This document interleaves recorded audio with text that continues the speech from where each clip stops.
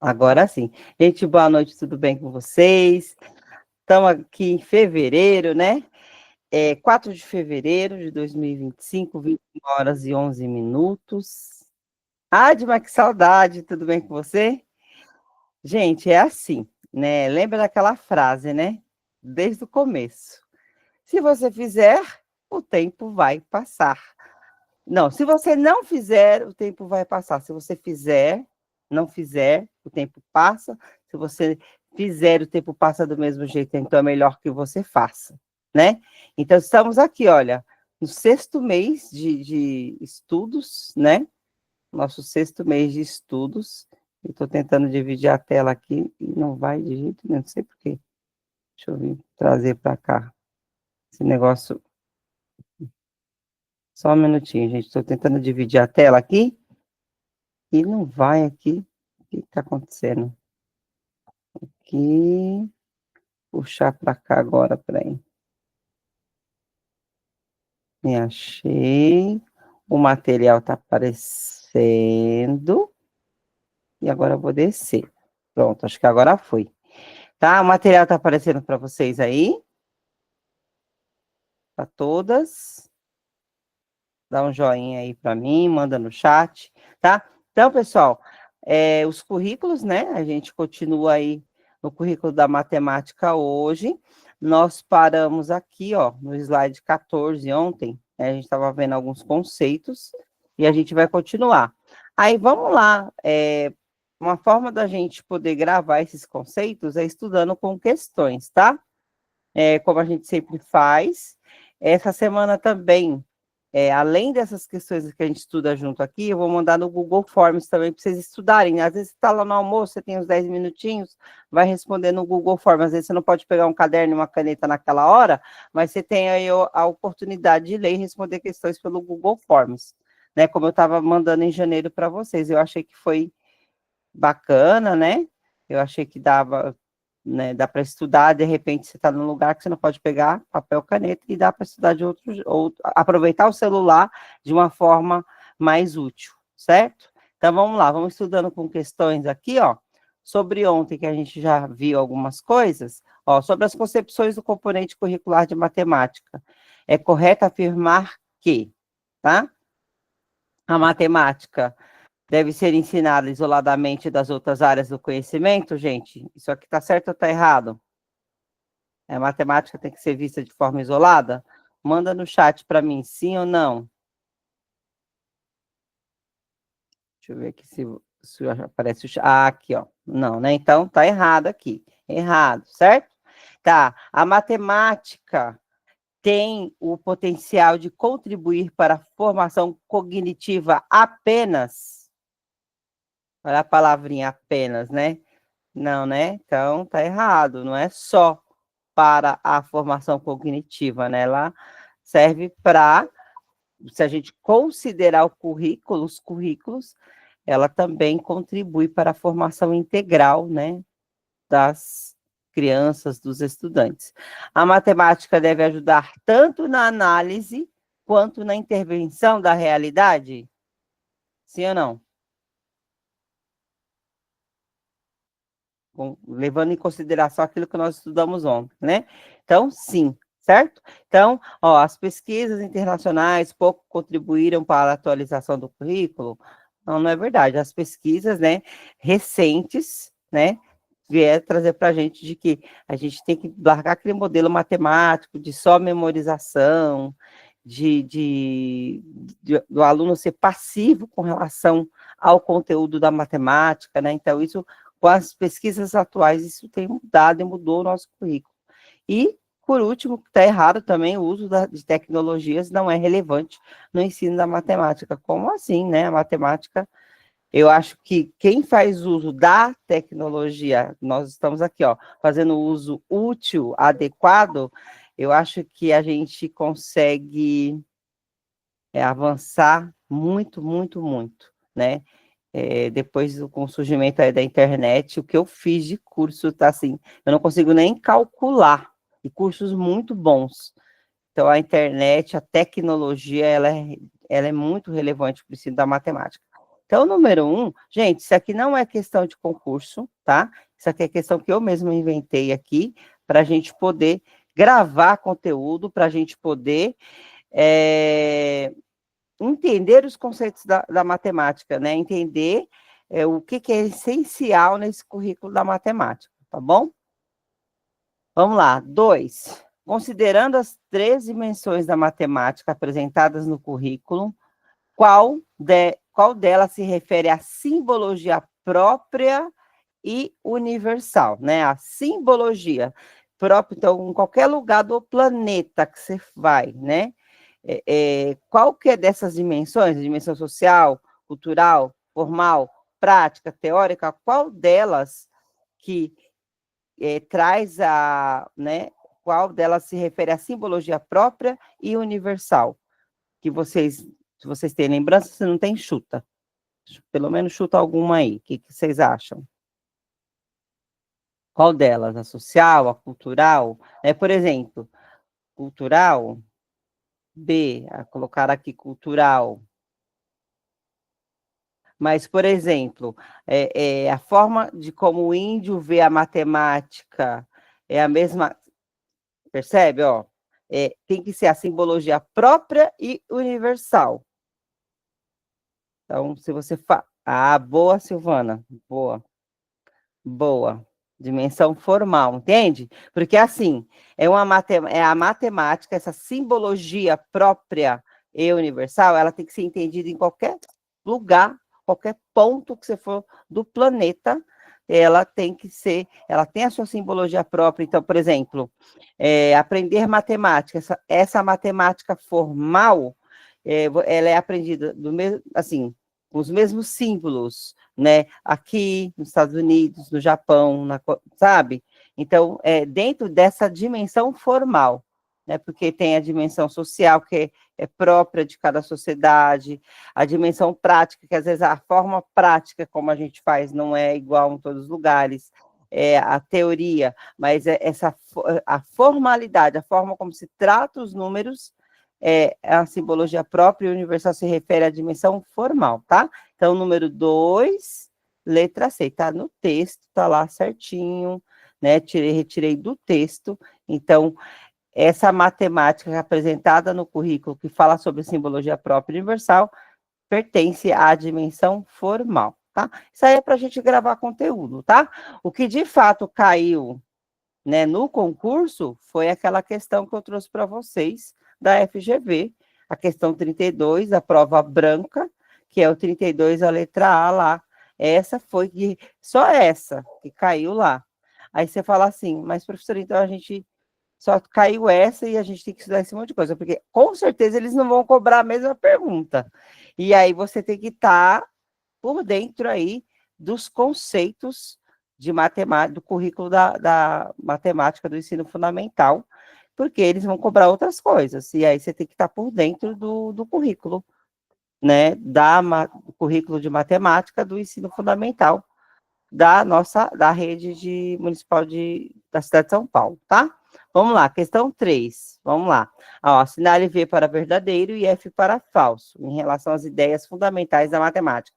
Gente, a proporcionalidade, de acordo com o que a gente estudou ontem, está presente apenas no ensino de geometria?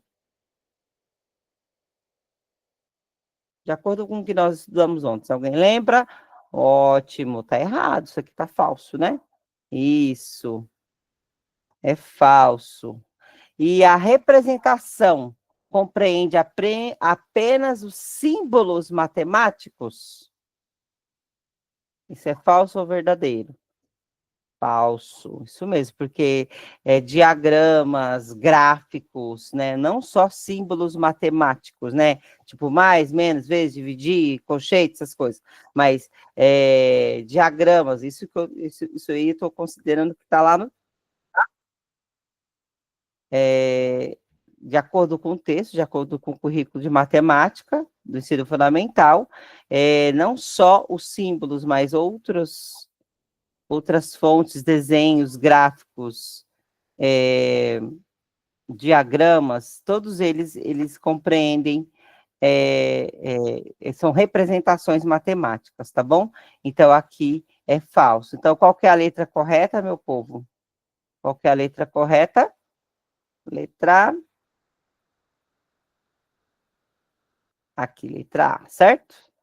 Beleza. É uma forma da gente gravar, né? É uma forma da gente memorizar conteúdo. A gente precisa memorizar o conteúdo, né? A gente precisa chegar lá no dia da prova dominando, e aí tem que dar um jeito de isso aqui entrar lá no córtex, né? Não tem jeito, tá? Com base na importância da resolução de problemas, é correto afirmar que, né? É correto afirmar que A. Problemas em matemática devem seguir uma estrutura fixa e inalterável? Isso está certo ou isso está errado?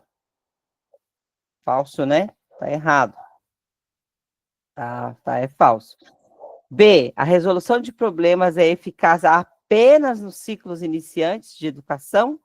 A resolução de problemas também é falso, né?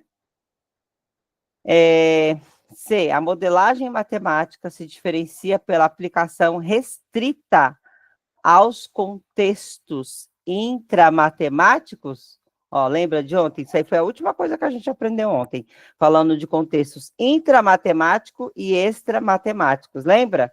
No slide 14 a gente finalizou com esse conteúdo. Então é falso, porque a gente consegue, essa modelagem matemática, ela se aplica tanto em contextos intra como intramatemática, é só dentro da matemática, mas também ela extrapola, ou seja, em contextos extra-matemáticos. E D, resolução de problemas ajuda no desenvolvimento de autonomia nos estudantes? Correto, né? Tá? E o E que está errado, tarefas investigativas não têm utilidade prática no ensino fundamental, né? Isso aí está errado, porque, pelo contrário, o currículo da matemática, ele incentiva problematizar a realidade, investigar, né? Levantar hipóteses, criar hipóteses, então, questionar. Então, isso aí a gente vai vendo aí ao longo do conteúdo, tá? E é isso aí, letra 4, questão 4, letra D. Última questãozinha, só isso aqui é para a gente aquecer os motores, relembrar aquilo que foi estudado ontem, tá?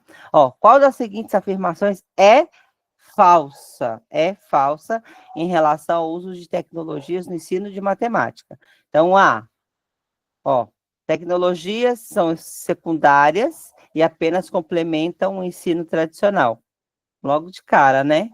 A é falsa, porque as tecnologias não são secundárias, elas, né, elas ajudam aí no ensino da matemática. Então, logo de cara, a gente já viu que isso aqui é falso, né? Então, 5A. Só que vamos ler as outras para você ver, para a gente poder gravar também o que está correto, o que está certo, e isso nos auxilia também em outros momentos, ó. Então, o uso de tecnologia na matemática, elas podem auxiliar na modelagem matemática, elas podem tornar o aprendizado mais interativo e o ensino mais problematizador, elas facilitam conexões entre conceitos matemáticos e vida cotidiana, e também são úteis na exploração de fenômenos matemáticos novos, tá? A exploração, repetiu aqui 2 vezes, acho que na hora de digitar eu não prestei atenção. Ó, são úteis na exploração na exploração de fenômenos matemáticos novos, tá? É isso. Então, aquecemos os motores, a gente vai dar continuidade, tá? Ontem a gente parou aqui, ó, tá? Na integração entre a matemática e o uso de contextos extramatemáticos. Agora a gente vai para cá. Agora no slide 20, tá? Ó, os direitos de aprendizagem visam a garantia, então, direitos de aprendizagem de matemática, né? Então, quais são os direitos de aprendizagem? Todos os currículos trazem, né, esse conceito de direito que todas as crianças, todos os estudantes têm direito de aprender, né? Tem que ter os seus direitos de aprendizagem garantidos.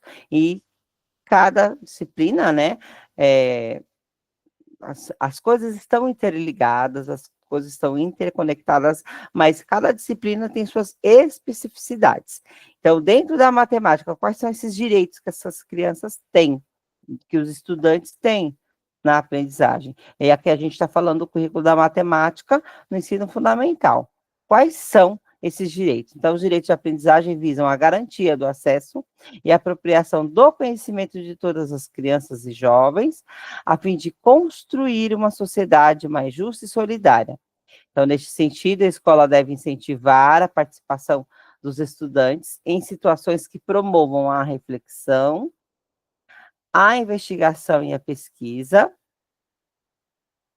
a resolução de problemas e espaços onde eles possam representar e vivenciar suas experiências e ressignificá-las a partir da construção de novos conhecimentos. Então, isso aqui que eu destaquei não serve só para matemática, serve para outros campos também, né? É porque, como eu disse para vocês, gente, todos os currículos, como eles são a base dele é tudo igual, então metade do livro, dos livros, dos currículos, todos, você pega todos os documentos, educação infantil, português, matemática, história, ciência, geografia, metade deles é tudo igual, a base, tá? É falar sobre educação integral, educação inclusiva, equidade,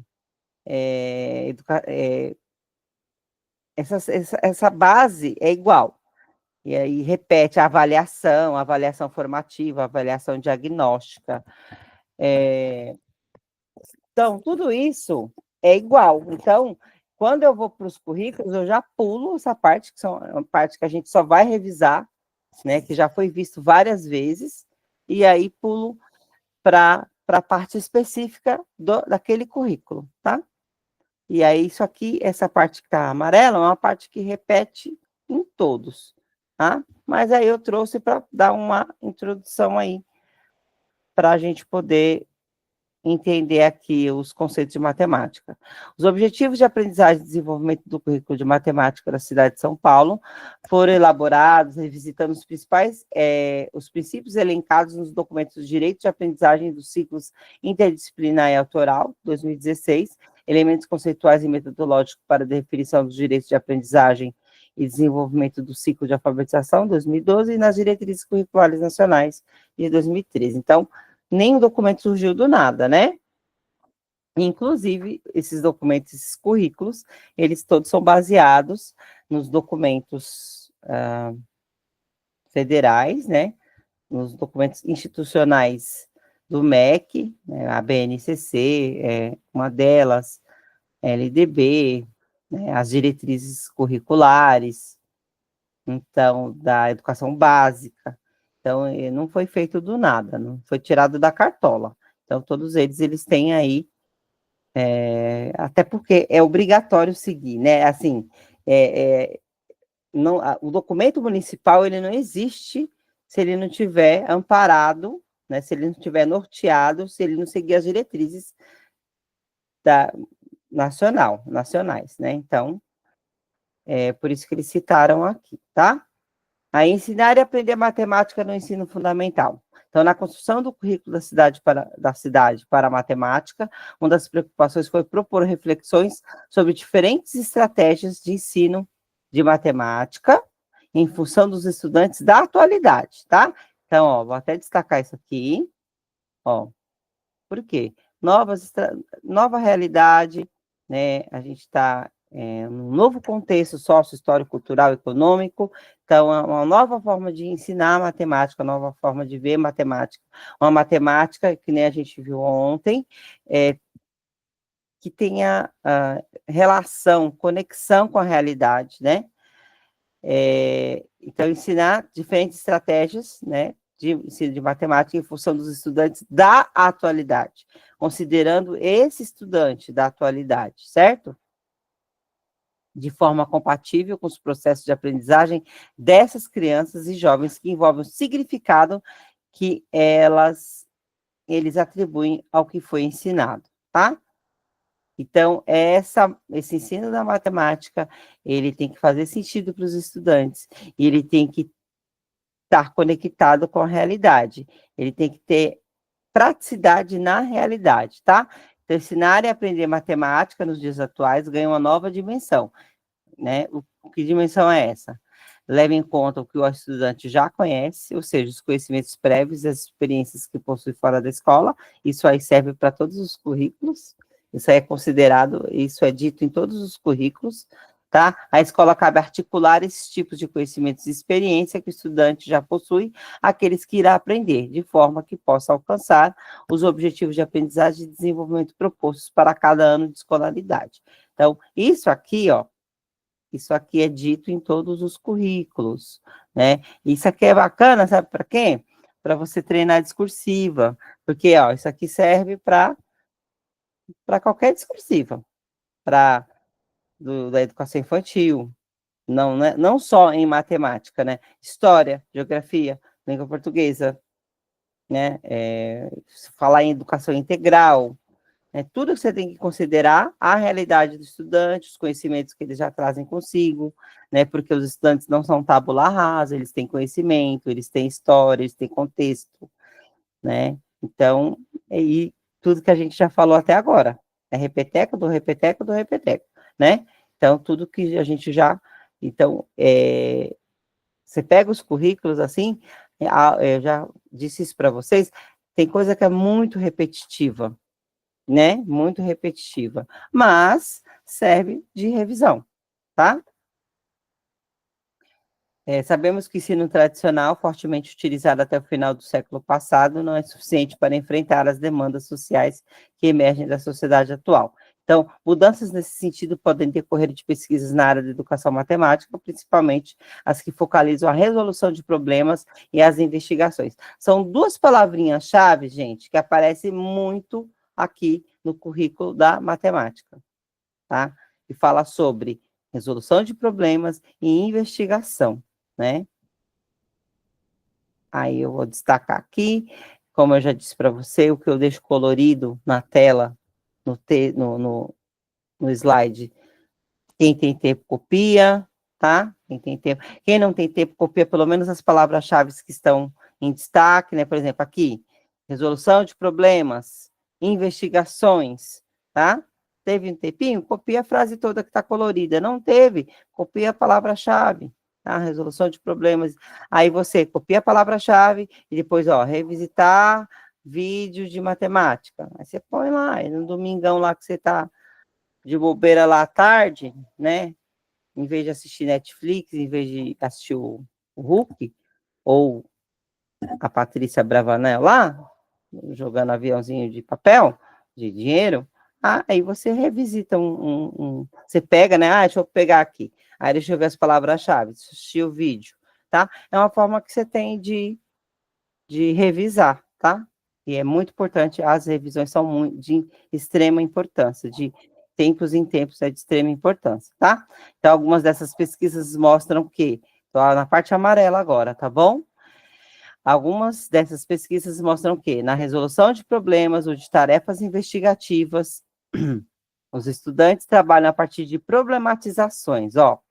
Então, aqui, ó, resolução de problemas ou de tarefas, ó, resolução de problemas ou tarefas investigativas, tá? Os estudantes trabalham a partir de problematizações, ou seja, de uma variedade de situações que lhes permitem enfrentar com mais tranquilidade e autonomia as demandas sociais e participar ativamente da sociedade. Então, pessoal, por exemplo, você acha que isso pode cair de repente pode cair lá numa discursiva? Vai saber. Porque eu lembro quando é que o Cláudio não está aqui, só tem um aluno homem aqui, viu, gente? No nosso curso, tem um menino aqui no nosso curso. Eu lembro quando eu fiz a mentoria do Ensino Fundamental 2, eu também dou curso para Fundamental 2, viu, gente? Aí a gente estudou muito a questão de projetos, né? Muito, muito, muito mesmo. Em todas as disciplinas, né? A questão dos projetos, ela consegue falar, ela tem a interdisciplinaridade, e a gente frisou bastante, eu lembro disso. E aí, gente, foi o que caiu lá, numa das questões da discursiva, caiu tudo sobre projeto, você tinha que analisar lá o projeto da professora, e dizer quais eram você tinha que se posicionar, né? Se posicionar e dizer se ela acertou, se não acertou, se acertou, por que acertou, né? Considerando os autores que a gente tinha estudado. Então, de repente, o que pode acontecer? Ele te dá lá uma situação, problema, numa aula de uma sequência didática, por exemplo, em matemática, que a professora propôs o ensino de problemas de adição, só que ela fez uma feira, e aí as crianças tinham que fazer as compras. Gente, tudo pode acontecer. Então, quando eu estudo algum conteúdo, seja ele qual for, eu imagino ele nas questões objetivas. Eu sempre estudei, eu como concurseira, sempre estudei assim. Imagino isso numa discursiva. Como é que a banca poderia me cobrar isso numa discursiva? Numa situação problema. Uma situação problema, né? Aí ele pode tanto te dar lá uma situação em que a professora mete um monte de continha na lousa e ela explica e manda os alunos fazer 20 exercícios, mecanicamente, ou pode te dar uma situação em que ela considerando a realidade dos alunos, sabendo que tem feira livre, propôs uma mini feira dentro da sala, algumas crianças tinham dinheiro para comprar, outras não, e elas tinham que verificar como é que elas fariam para poder analise a situação, né? E pode cair, pode acontecer, né? Tem, é claro, os temas fortes sobre as questões, igual agora na mentoria 3, que cai sobre normativa alimentar, né? Sistemas novos, para mim, educação integral, mas pode misturar, eles podem pegar uma educação integral e misturar com um pouco de matemática, sei lá. Eu penso assim, eu como concurseira, a gente tem que estar pronto para tudo. E para estar pronto para tudo, você tem que ter acesso, você tem que estudar todo o conteúdo. Ah, mas o que é mais importante? Tudo para mim, como concurseira, tudo é importante. Então, eu bato o olho, falo assim, como é que isso pode cair em forma de questão? Lá, objetiva. Como é que isso pode cair em forma de questão discursiva? Tudo eu imagino, né? Por isso tem que estudar tanto questões, você vê que eu trago questões para vocês, você vê que eu trago temas de discursiva, que sexta-feira tem aula de discursiva, inclusive vai ser sobre o currículo de matemática, tá? Tudo pode acontecer. Então, a gente tem que estar preparado, quem é concurseiro tem que estar preparado, né? Tiro, porrada e bomba. E aí você tem que estar ali preparado para o jogo, tá? Porque para mim isso aqui é um jogo, né? Então, vença o melhor, é assim que funciona. E a gente tem que estar preparado para isso, tá? Então, vamos lá.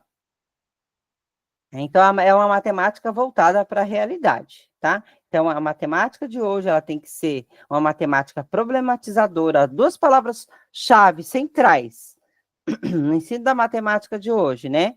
Então, é uma matemática problematizadora, né? Que considera a realidade dos estudantes e investigativa, né? Que tira o estudante daquela situação passiva, que só recebe, para uma situação ativa, que resolve problemas, que aqueles problemas tem que estar ali de acordo com a sociedade, com o contexto no qual ele está inserido, certo? Então, duas palavras-chave principais aqui, que eu tenho observado aqui no currículo da matemática, é problematizar a realidade e investigar, tá? E aí vocês vão ver, elas vão se repetindo, porque os documentos, eles caminham tem conceitos centrais, assim. Aqui, no currículo da matemática, ensino fundamental, fala dessa problematização em todas as etapas, em a série ano, né, todos os anos do ensino fundamental, e essa parte investigativa também, tá?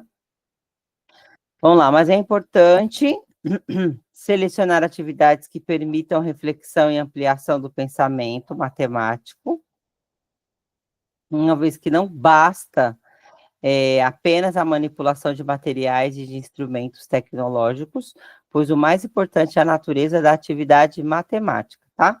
Em vista disso, a seleção de atividades constitui um dos aspectos essenciais do trabalho do professor. Então, há uma ideia comum na sociedade de que a matemática tem um papel fundamental no desenvolvimento do raciocínio. Os processos de raciocínio, né? Quais são esses processos de raciocínio? O dedutivo, indutivo, o abdutivo, o relacional, são usados na realização de diferentes atividades matemáticas. O raciocínio dedutivo é fundamental em matemática, pois parte de um problema formula, né? Então, esse dedutivo, ó, eu vou até destacar aqui, tá? Vou até deixar ele destacado, ó. E vou aumentar um pouquinho a letra aqui, tá? Então, o raciocínio dedutivo, ele é fundamental em matemática, pois parte de um problema, ó, parte de um problema, problematizar, né? Formula hipóteses, faz a verificação dessa hipótese por meio de observação, de experimentação, e a partir desses elementos produz os resultados explicitados em leis e teorias, tá? Então, aqui está explicando o raciocínio dedutivo da matemática. Isso aqui pode cair em forma de questão, tá? Pode cair em forma de questão, falar lá dos processos de raciocínio no ensino da matemática, quais são eles. Tudo eu fico imaginando, né? Como é que a banca pode cobrar isso aqui? Tudo eu fico imaginando, tá? Ó, aí vem também, ó, raciocínio, a gente viu o dedutivo, agora a gente vai ver o raciocínio indutivo. Também ocupa um papel importante nessa área do conhecimento, parte de casos particulares e com base na observação e experimentação, ó, observar, experimentar, vocês viram? Olha as palavrinhas-chave aí aparecendo e a gente começando a assimilar esses conceitos, né? Então, a gente falou de problematizar, de investigar, agora a gente está falando de observar, experimentar, que vai formulando hipótese, né? Então, parte de casos particulares, com base na observação e experimentação, e vai formulando hipóteses explicativas para fazer generalizações. Aí tem o raciocínio abdutivo, segundo Peirce, 1977, é o que possibilita o levantamento de conjecturas e produção do novo, novas ideias e conhecimentos. Utilizamos esse tipo de raciocínio em resoluções de problemas, olha aí, de novo, né, ó. Vou até destacar aqui também, ó. Utilizamos esse tipo de raciocínio em resolução de problemas, investigações matemáticas, desafios e jogos, tá? Olha aqui. Há ainda outro tipo de raciocínio, o relacional. Olha aqui, ó. Vou destacar aqui. O relacional, tá? E foi aqui, ó, que era 4, era citado 4 aqui, né? Ó. Dedutivo, indutivo, abdutivo e relacional. Agora a gente está no relacional, tá? Eu gosto sempre de voltar no texto, né? Para a gente poder, o que eu estou estudando mesmo, né? Por que eu estou lendo isso aqui? Aí você volta lá, entendi, porque citou 4 tipos de raciocínio na matemática, e aí a gente está vendo cada um deles, tá? Gente, isso parece bobo, mas o cérebro vai, se você faz esse vai e volta, você vê que demora. Mas esse vai e volta, você vai criando conexão e vai entendendo o conteúdo, tá? E você vai fazendo relação com o texto. Aí, sabe como é que você faz, vai gravar melhor ainda? O que está colorido, copiar no caderno. Mas sabe como é que você vai fixar melhor ainda? Revisitando o vídeo aqui que está sendo gravado, tá? Tanto no o vídeo que eu mando, quanto lá no YouTube, que vocês têm acesso ao canal, tá bom? Gente, a repetição em diferentes contextos é o que faz a diferença. Não adianta ver o conteúdo uma vez só, tá? Não adianta ver um conteúdo uma vez só. Dá um jeito de ver 2, 3 vezes, 4 vezes aquele mesmo conteúdo, tá? De formas diferentes, para o cérebro não cansar. Ainda outro tipo de raciocínio, relacional, aqui, ó. Que aí a gente continua falando sobre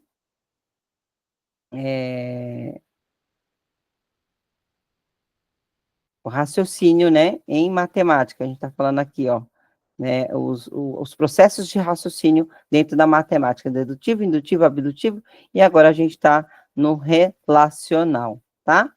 Então, aqui, o relacional comum, o que que é esse relacional? Esse raciocínio relacional. Comum a alguns tipos de atividades, pois envolve o estabelecimento de relações entre as ideias fundamentais. Que ideias fundamentais? Equivalência, ordem, semelhança, proporcionalidade, objetos do conhecimento matemático ou não matemático, tá? Vou destacar aqui, deixar amarelinho, tá? E aqui, e vamos dar continuidade aqui, ó.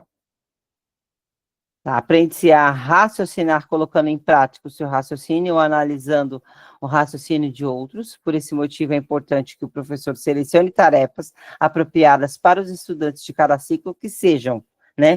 Que essas tarefas devem ser o quê? Matematicamente ricas e que promovam debate, participação, justificativas e reflexões.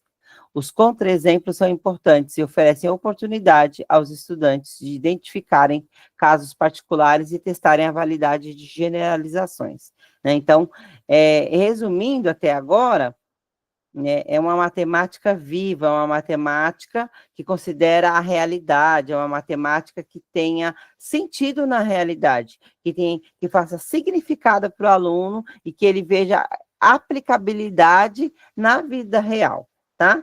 A partir de problematizações, a partir de investigações, a partir de criação de hipóteses, né? Que é o que a gente já viu até agora, certo? Então, o documento Orientações Curriculares e Proposição de Expectativas de Aprendizagem, publicado pela SME 2007, destaca a importância da comunicação em todas as áreas do conhecimento. A comunicação nas aulas de matemática, até pouco tempo, era monopolizada pelo professor, que centralizava as perguntas e as respondia, não dando chance aos estudantes de se manifestarem. A situação vem se modificando nos últimos anos. Quando se fala em comunicação nos dias atuais, leva-se em conta o fato de os estudantes comunicarem ideias matemáticas, oralmente ou por escrito, ou de outra forma e compreenderem as ideias matemáticas veiculadas por outros. A comunicação pressupõe a representação de modos matemáticos de pensar expressos em uma linguagem adequada à comunicação. Eu só vou parar quando tiver destacado alguma coisa, tá? Eu já li o texto, já destaquei os pontos mais importantes, aí eu vou fazendo pausa, vou explicando, tá?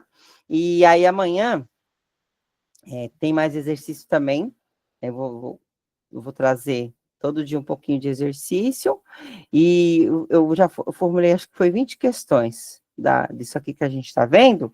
Aí, o que não der para dar aqui na aula gravada, eu mando no Google Forms, para vocês estudarem por conta, tá? E aí, daquele jeitinho lá, que você responde, aparece, aí depois você consegue fazer a autocorreção você mesmo, tá?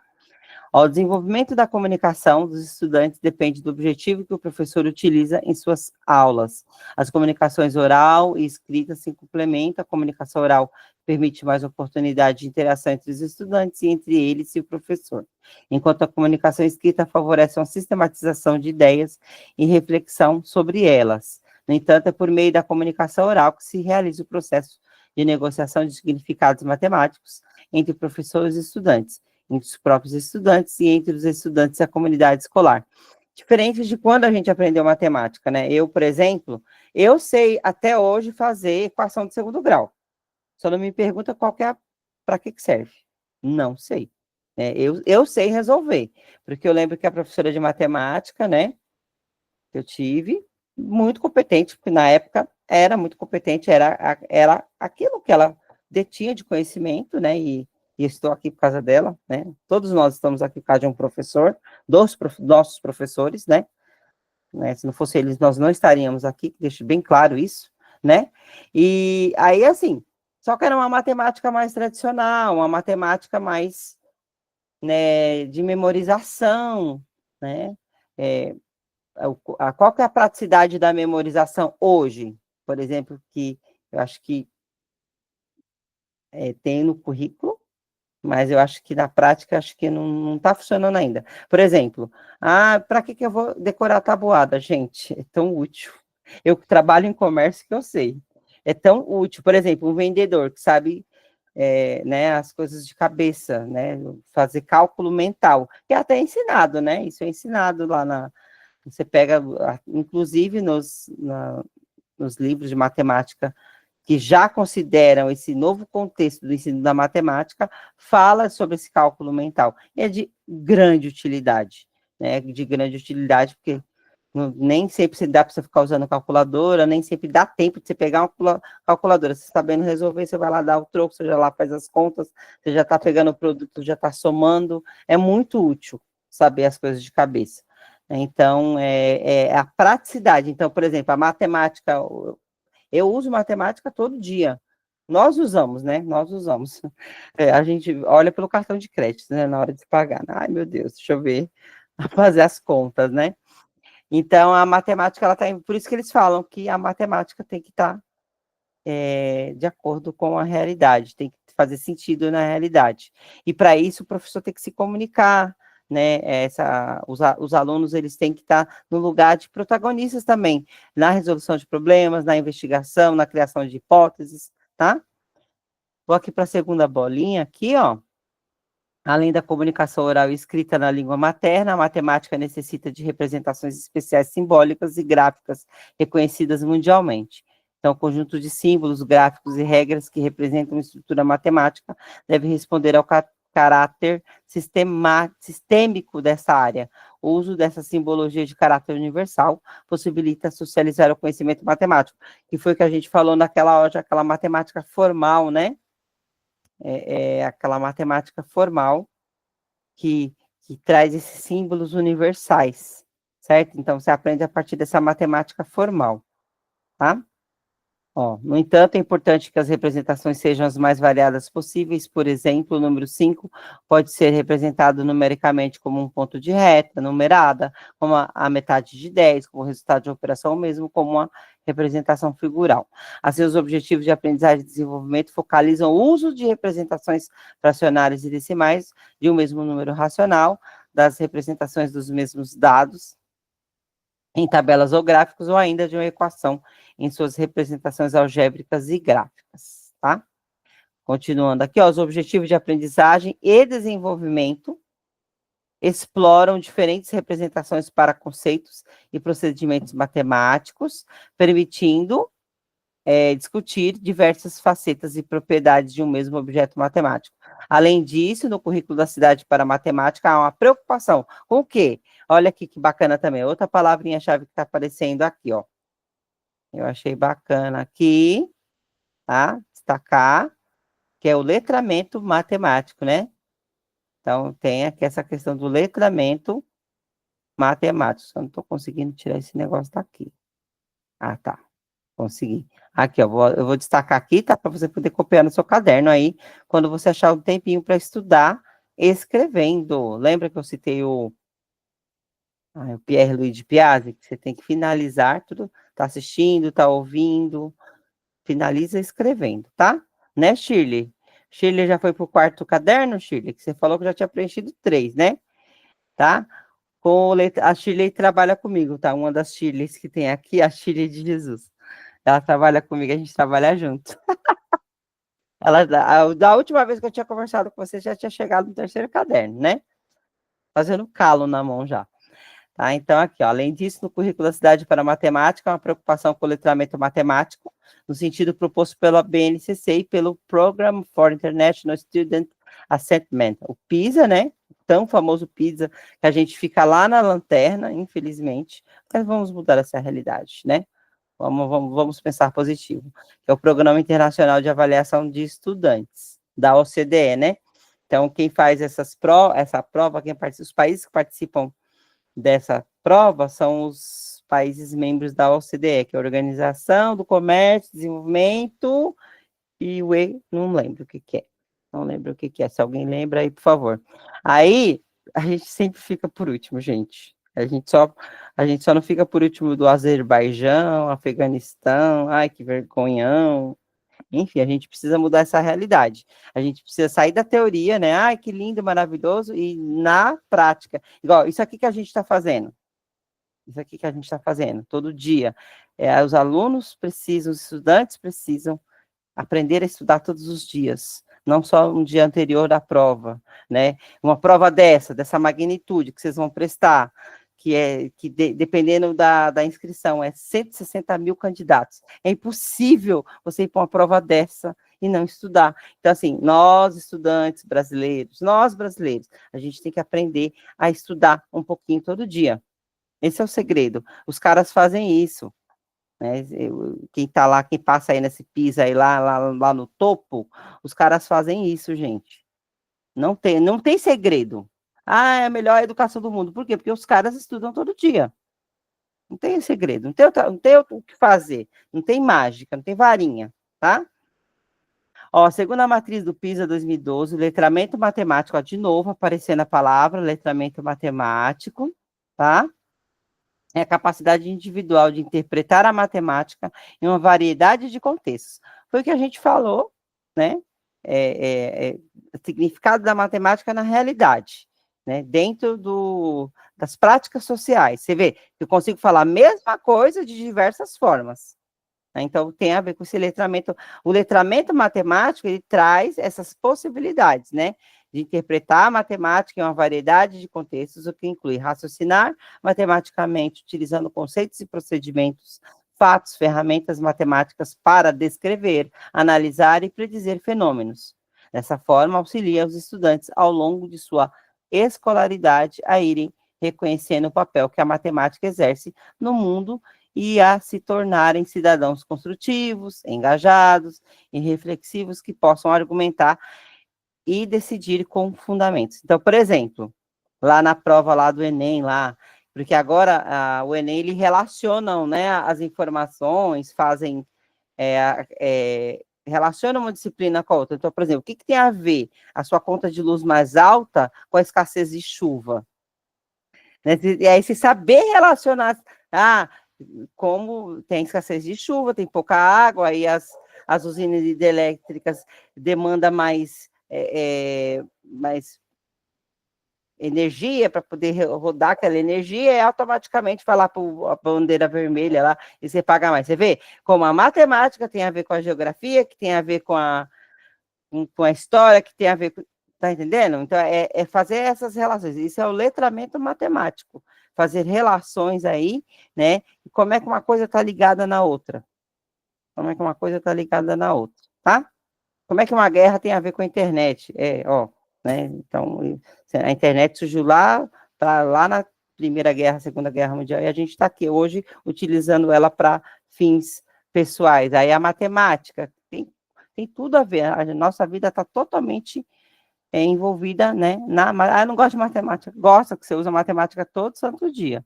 Né? Então, isso aí, nós, como professores, entender isso como letramento matemático, mais um conceito que a gente está aprendendo hoje, tá? Então, a matemática voltada para a realidade, né? A matemática que tenha significado dentro dos contextos das práticas sociais, o letramento matemático que me faz raciocinar, né? Utilizar conceitos, procedimentos, fatos, ferramentas para descrever, analisar e predizer fenômenos. Então, dessa forma, auxilia o estudante ao longo de sua escolaridade a irem reconhecendo o papel que a matemática exerce no mundo e se tornarem cidadãos construtivos. Aí é bonitinho, aquelas frases de efeito para você terminar uma discursiva show, né? Aqui, ó. Eu gosto dessas coisas aqui, ó. Eu gosto de destacar, porque aí ajuda. Isso aí você copia. E aí essa parte, aí você vai lá na minha papelaria e compra várias canetas coloridas e deixa tudo coloridinho, que aí seu cérebro entende, olha, isso aqui é muito importante. Quanto mais colorido você deixar, melhor para o seu cérebro gravar a informação, tá bom? Aqui, gente, ó, vamos finalizar aqui. Deixa eu ver, que acho que aqui já é outro tema. A gente veio para cá, vamos finalizar esse slide e aqui amanhã a gente continua do slide 31. Tá? Mas tem mais coisa, tá? Mas essa semana a gente finaliza a matemática, tá? O currículo. Na sexta-feira a gente faz uma discursiva sobre o currículo da matemática no ensino fundamental. Então, para a BNCC 2017, o letramento, ó, de novo, o letramento matemática é definido como um conjunto de competências e habilidades de raciocinar, representar, comunicar e argumentar matematicamente, que favorecem o estabelecimento de conjecturas, a formulação e a resolução. Ó, de novo, a formulação, ó, estabelecimento de conjecturas, a formulação e a resolução de problemas em contextos variados, olha que legal, contextos variados, utilizando conceitos, procedimentos, fatos, ferramentas matemáticas. E por último, para me despedir de vocês, só mais um pouquinho, que amanhã tem mais. Segundo o mesmo documento, o letramento matemático permite aos estudantes identificar os conhecimentos matemáticos fundamentais para a compreensão e atuação no mundo atual e perceber o caráter do jogo intelectual da matemática como elemento que permite o desenvolvimento do raciocínio lógico e crítico. Eu gosto de enfatizar, porque se lembra lá na hora da prova, eu fazendo essas loucuras e vai ouvir minha voz ecoando no dia da prova, tá? E crítico, incentivando a investigação e o prazer de pensar matematicamente. Por hoje é só. Amanhã a gente começa com exercícios de novo, para dar uma turbinada no cérebro, e continua, tá bom? Obrigada, boa noite, bom descanso para vocês, e até amanhã.